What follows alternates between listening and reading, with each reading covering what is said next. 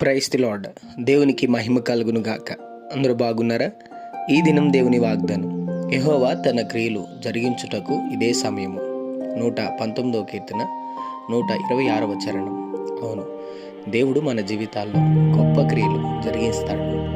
నమ్మాలి, ప్రార్థన చేయాలి, విశ్వాసం ఉంచాలి. అవును, ఆయన నీ జీవితంలో గొప్ప కార్యాలు జరిగించడానికి ఒక సమయం కోసం ఎదురు చూస్తున్నాడు.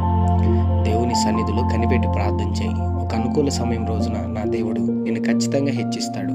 చక్కని క్రియలు, మహోన్నతమైన గొప్ప కార్యాలు, అద్భుత క్రియలు, ఊహించని గొప్ప మేలులు నీ జీవితంలో, నీ సంఘంలో, నీ కుటుంబంలో ఆయన జరిగించి దీవించునుగాక. చిన్న మాట ప్రార్థన. ప్రేమ కనికరం గల మా తండ్రి, నీకు వందనాలు.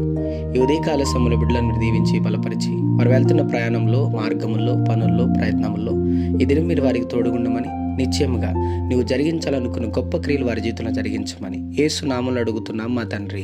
ఆమెన్.